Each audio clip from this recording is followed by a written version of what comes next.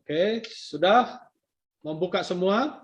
Yakobus pasal 3 ayat 13 sampai 18. Saya akan membacakan untuk kita semua, Bapak Ibu yang ada di rumah dan juga ada yang mengikuti di media sosial. Saya akan bacakan untuk kita semua. Bapak Ibu boleh mengikuti dan membaca di dalam Alkitabnya masing-masing di rumahnya. Demikian firman Tuhan, Yakobus pasal 3 ayat 13 sampai 18. Siapakah di antara kamu yang bijak dan berbudi? Baiklah ia dengan cara hidup yang baik menyatakan perbuatannya oleh hikmat yang lahir dari kelemah lembutan. Jika kamu menaruh perasaan iri hati dan kamu mementingkan diri sendiri, janganlah kamu memegahkan diri dan janganlah berdusta melawan kebenaran. Itu bukanlah hikmat yang datang dari atas, tetapi dari dunia, dari nafsu manusia, dari setan-setan. Sebab di mana ada iri hati dan mementingkan diri sendiri, di situ ada kekacauan dan segala macam perbuatan jahat. Tetapi hikmat yang dari atas adalah pertama-tama murni. Selanjutnya pendamai, ramah, penurut, penuh belas kasihan, dan buah-buah yang baik, tidak memihak dan tidak munafik. Dan buah yang terdiri dari kebenaran ditaburkan dalam damai untuk mereka yang mengadakan damai. Amin. Demikian firman Tuhan. Mari kita berdoa. Bapa di sorga, kami bersyukur Bapa. Engkau memimpin kami di dalam persekutuan kami melalui virtual ini mendengarkan firman-Mu. Engkau menguasai akal pikiran kami dimanapun kami berada. Menerima firman yang kami akan dengarkan beserta dengan penjelasan-penjelasannya. Sehingga bisa kami renungkan dan semakin memahami. Nah, kami menerima dan berbuat di dalam hati kami. Demikian hamba-Mu juga Tuhan di dalam pimpinan Roh Kudus. Kau menyatakan firman-Mu dengan aplikasi yang jujur, tulus, dan murni bagi kami. Sehingga sungguh Tuhan Engkau akan semakin memakai kami menjadi saksi kebenaran di dunia ini. Di dalam nama Tuhan Yesus Kristus, kami berdoa dan mengucap syukur. Amin. Bapak Ibu, ini kasih Tuhan Yesus Kristus. Kita percaya bahwa kasih Allah ini yang membuat kita bertahan hidup sampai sekarang. Kita percaya bahwa dengan hikmat Allah yang memberikan kita bisa berbuat sesuatu yang baik dan yang benar hingga saat ini. Dan kita tahu oleh karena Tuhan berkenan kepada kita, memimpin kita untuk menjalani hidup yang bijak dan berbudi. Namun ada di dalam firman Tuhan itu menyinggung perbedaan daripada hikmat dari atas dan hikmat dari dunia. Ya, hikmat dari atas kita akan mengenal itu adalah hikmat surgawi. Jika kita akan merenungkan seperti apa hikmat surgawi dari ayat-ayat ini. Bapak Ibu, kita ada di dunia. Di dalam dunia Allah bisa menerapkan, mengaplikasikan, menunjukkan hikmat surgawi itu. Kalau sudah kita terangkat ke surga, itu mereka yang percaya, mereka yang sudah diselamatkan dalam Tuhan Yesus Kristus, di sana sudah menunjukkan segala aspek kehidupan surgawi.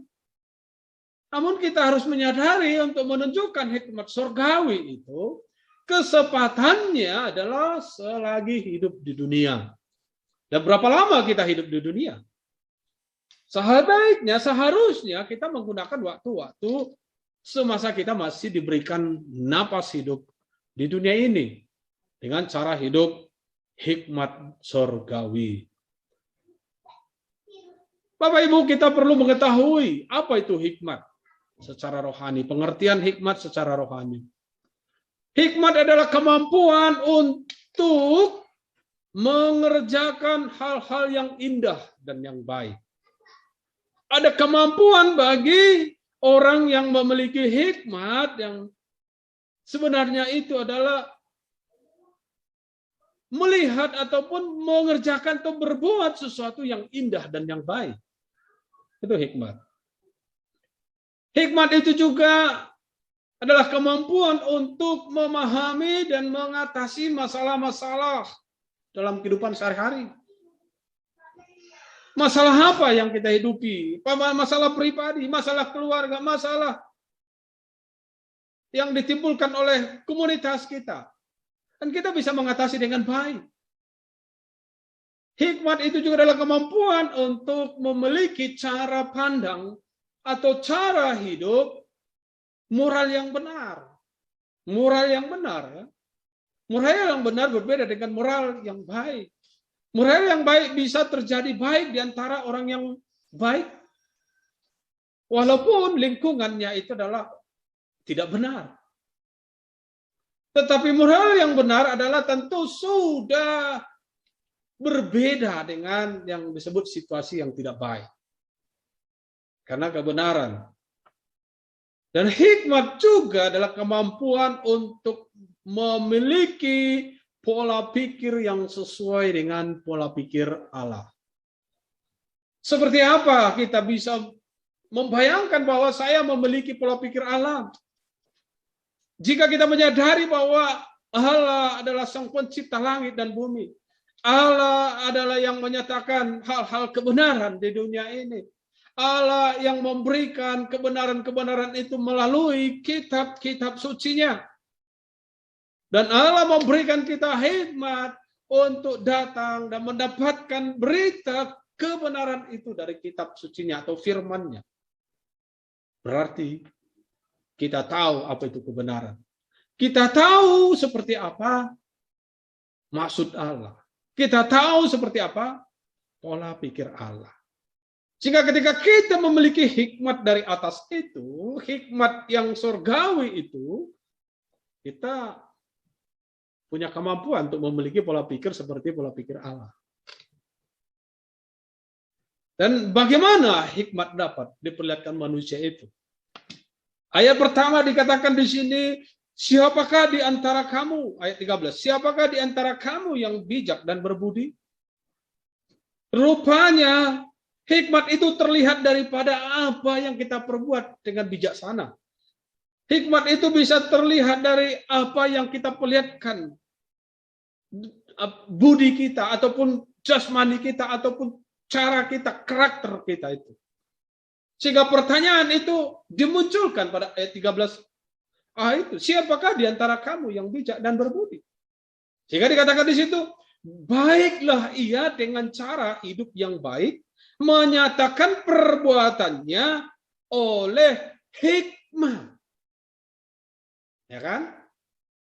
Jadi kita coba melihat lagi, di mana letak hikmat? Hikmat itu bisa ditunjukkan oleh seseorang, setiap manusia, dan hikmat itu melalui perbuatan akan dilihat oleh orang lain. Sehingga ketika ditanya pertanyaan yang tadi, maka sebaiknya dia menunjukkan cara hidup yang baik yang dinyatakan perbuatannya oleh hikmat yang lahir dari kelemah lembutan. Kelemah lembutan. Nah, kita tahu bahwa kelemah lembutan itu adalah cara sikap karakter Allah. Karena Allah adalah lemah lembut. Karena itu dikatakan hikmat akan menunjukkan kebenaran-kebenaran surgawi itu. Dan ketika kita mau menjawab pertanyaan, apakah saya bijak? Apakah saya berbudi? Ketika diperlihatkan perbuatan kita dengan perbuatan yang terdapat dari hikmat surgawi itu. Bapak Ibu, hikmat seperti apakah yang kita bisa perlihatkan? Atau hikmat seperti apa yang kita bisa perbuat? Dan ini semua bisa kita perbuat. Ini semua sangat sederhana dan bisa dilakukan. Bahkan kita bisa membayangkan, bisa kita lihat secara detail terhadap seorang anak yang tulus. Dia menunjukkan hikmat itu. Yang pertama adalah perbuatan bijak dan berbudi murni. Perbuatan bijak dan berbudi murni. Mari kita lihat tentang budi ini, berbudi luhur ini. Dalam Roma pasal 12, ada dikatakan di situ firman Tuhan, ayat 1. Karena itu saudara-saudara, demi kemurahan Allah, aku menasihatkan kamu supaya kamu mempersembahkan tubuhmu sebagai persembahan yang hidup, yang kudus, dan yang berkenan kepada Allah. Itulah ibadahmu yang sejati. Janganlah kamu menjadi serupa dengan dunia ini, tetapi berubahlah oleh pembaharuan budimu, sehingga kamu dapat membedakan manakah kehendak Allah, apa yang baik, yang berkenan kepada Allah yang sempurna. Ada di situ kata budi. Ya, berubahlah oleh pembaharuan budimu. Berubahlah oleh pembaharuan budimu. Yang di dalamnya terdapat bagaimana kita berpikir. Apa yang kita pikirkan. Apa yang di dalam hati kita ini. Yang kita rancang-rancangkan. Apa yang kita bayangkan. Yang menjadi rencana Allah yang terjadi. Yang akan terjadi bagi diri kita. Dan apa yang kita rancangkan terhadap sesuatu atau kepada orang lain. Sehingga dari situlah kita akan bisa berbuat. Ketika kita merancangkan sesuatu yang jahat, ya tidak akan terjadi hal yang baik yang muncul, pasti yang jahat. Karena itu dikatakan di situ, bagaimana perbuatan bijak dan berbudi murni itu terjadi dalam ayat 17 itu. Berarti apa yang Tuhan karuniakan bagi kita, untuk kita berpikir, berperasaan, dan berkehendak, baiklah itu tulus, baiklah itu murni. Kemurnian yang dimaksud adalah kemurnian yang Tuhan ciptakan, karuniakan bagi kita. Kalau kita menyadari bahwa Tuhan menjadikan kita, menciptakan kita baik adanya, sempurna, dan bahkan dijadikan segambar serupa, dalam arti kemuliaannya ada pada kita, maka itulah kemurnian yang harus ditujukan oleh kebijakan dan berbudinya kita. Kalau saya tegaskan kepada mereka yang sudah percaya di dalam Tuhan Yesus Kristus, maka kemuliaan yang awal, kesegambaran dan keserupaan Allah itu dikembalikan kepada manusia pada masa dia lahir baru di dunia. Di situ. Jika kita membayangkan berarti ada terdapat kemurnian, bijak dan budi dalam diri kita. Yang bisa kita perlihatkan itu. Dan jangan menunda itu dan jangan meredamkan itu apun, membekukan itu. Karena itu sudah ada pada kita. Oleh karena kita sudah memiliki dan dikembalikan kemuliaan dalam Yesus Kristus itu. Ya, yang kedua, perbuatan bijak dan berbudi pendamai. Ya, selanjutnya dikatakan ada pendamai di situ. Berarti ketika kita coba merenungkan apa yang ada di dalam diri kita yang setelah diberikan, dikaruniakan Tuhan, ciri sikap karakter moral pendamai itu ada. Dan kita bisa menunjukkan itu, kita bisa melakukan itu, kita bisa perlihatkan itu. Kalau kita membayangkan secara duniawi, memang kita akan banyak sekali dituntut oleh yang disebut dengan iri hati. Ya, mementingkan diri sendiri, memegahkan diri, dan juga berdusta melawan kebenaran. Itu semua dituntut bagi kita oleh dunia ini. Sebab apa? Kita bisa diragukan dengan pengharapan yang terdapat dari Tuhan itu oleh karena tekanan, ketakutan pandemi COVID ini. Oleh tekanan, bagaimana dengan ekonomi saya? Oleh tekanan, bagaimana dengan penghasilan saya? Oleh tekanan, bagaimana dengan pekerjaan saya? Oleh tekanan ketidakpercayaan sepenuhnya satu dengan yang lain. Oleh tekanan ragu-ragu untuk berteman satu dengan yang lain. Itu semua sangat menuntut kita untuk bisa memunculkan yang disebut karakter-karakter dunia, yaitu iri hati, mementingkan diri sendiri, memegahkan diri sendiri, dan berdusta melawan kebenaran. Dan kita tidak mau hal itu terjadi. Kenapa? Ada potensi di dalam diri kita untuk memunculkan yang disebut tadi, orang yang bijak dan berbudi pendamai. Barangkali kita muncul sebagai pendamai di dalam hati kita, namun merugikan yang disebut harga diri kita, namun merugikan yang disebut kesombongan kita, namun merugikan yang disebut keegoisan kita. Tetapi oleh karena kekuatan pimpinan oleh Roh Kudus itu, kita mampu menunjukkan rasa pendamai, pikiran pendamai, dan karakter pendamai. Dilanjutkan lagi dalam ayat itu, dalam perbuatan bijak dan berbudi peramah. Begitu muncul pendamai, sudah pasti sangat mudah peramah akan muncul.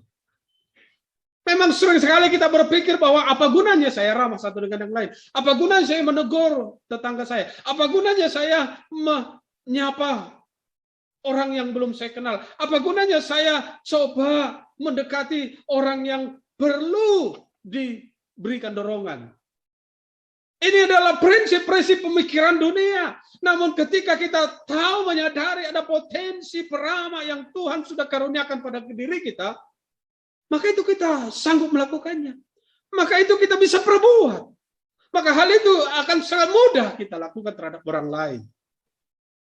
Dan ketika kita muncul sebagai peramah bagi orang-orang yang merasakan kegundah gelanaan oleh tekanan dunia atau situasi saat ini, mereka akan dikuatkan, mereka akan terdorong, mereka akan merasa dirinya mendapat perhatian satu dengan yang lain. Walaupun seseorang itu mengatakan bahwa dia itu orang rohaniawan, dia itu takut kepada Tuhan, dia itu sungguh setia kepada Tuhan beribadah, dia itu orang pendoa. Tetapi yang namanya dia bertanya-tanya, kapankah Tuhan mendekati saya? Kapankah Tuhan untuk berbicara kepada saya? Kapankah Tuhan untuk ngobrol dengan saya? Kapankah Tuhan menyapa saya? Itu diperlihatkan oleh anak-anak Tuhan, yaitu orang-orang yang sudah memiliki Roh Allah sebagai orang-orang peramah. Dan kita harus hadir di situ. Kita harus hadir. Walaupun kita membayangkan secara dunia, apa untungnya? Maka kita akan katakan bahwa kita bukan lagi lebih banyak berpikiran mengambil maksud-maksud dunia, yaitu mencari keuntungan sendiri. Mari kita lakukan apa yang Tuhan kehendaki dari seorang yang bijak dan berbudi peramah.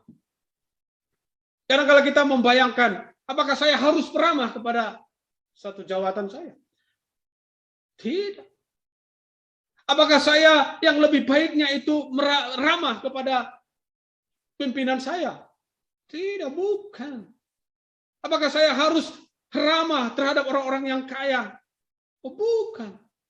Kadang-kala memang tidak bisa kita bedakan itu orang kaya, orang punya jabatan, atau orang yang biasa, orang yang tidak punya uang, atau orang yang saat ini sangat sulit hidupnya itu adalah mereka tidak membutuhkan orang-orang peramah.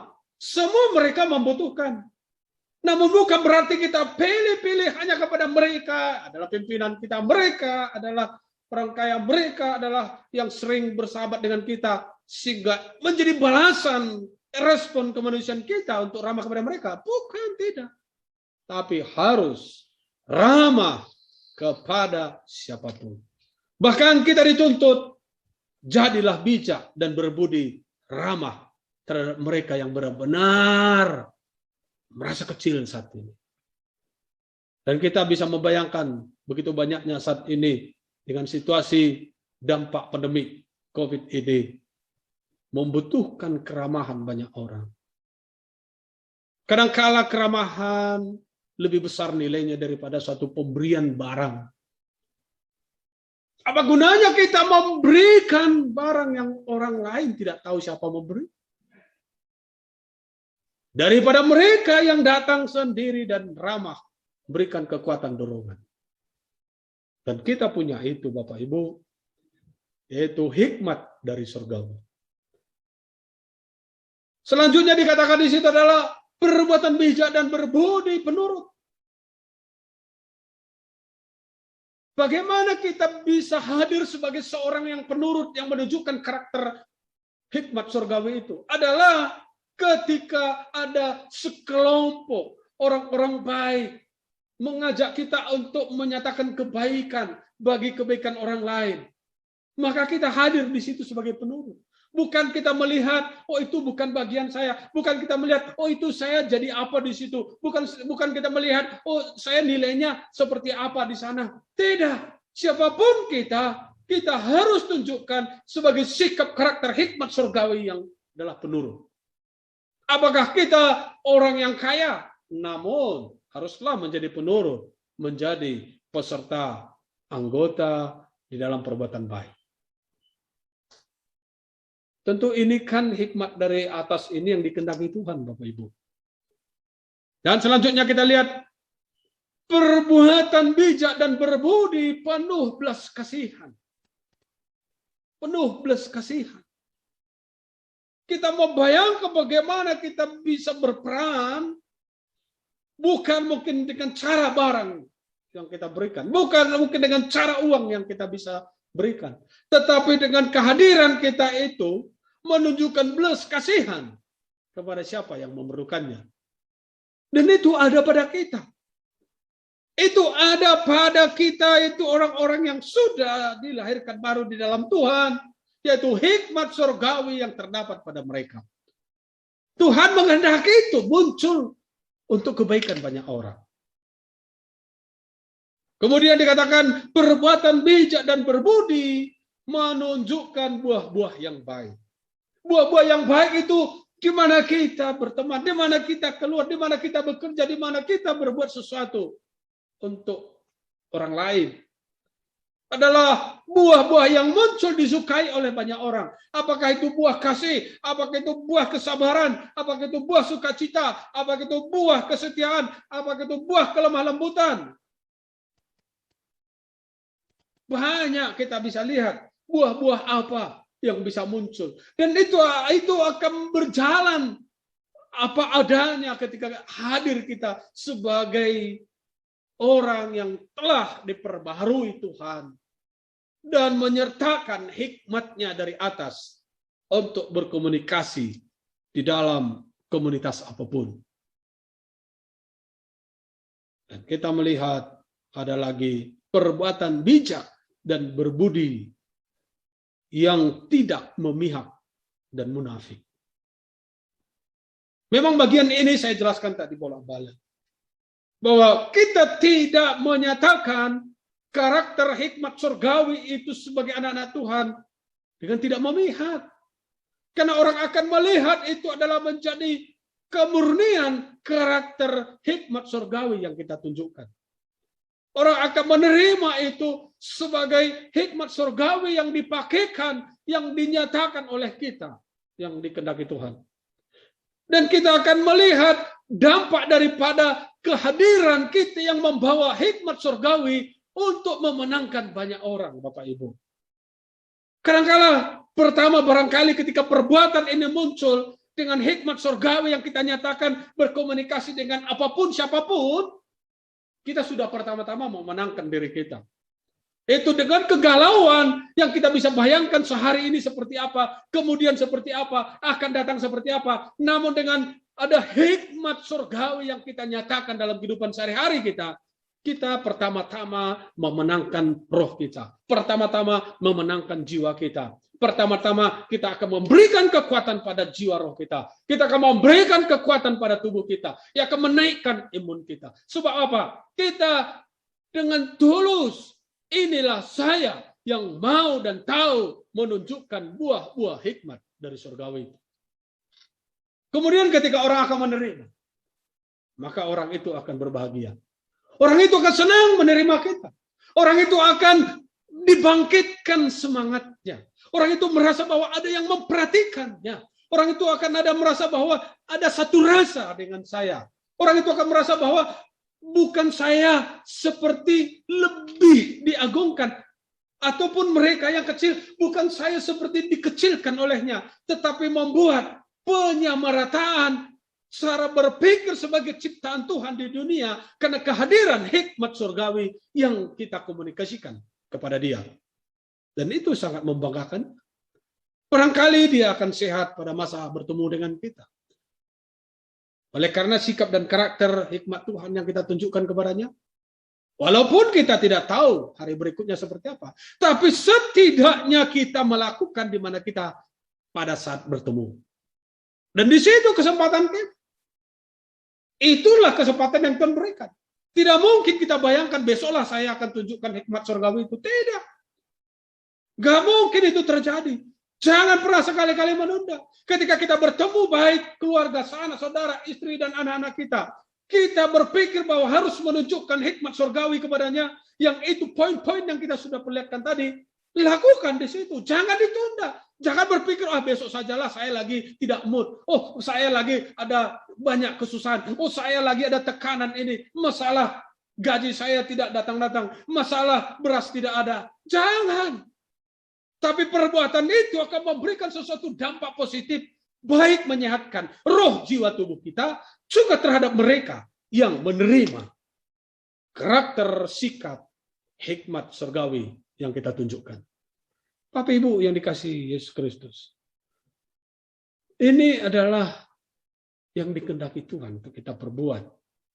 Dan tidak ada banyak orang bisa melakukan itu.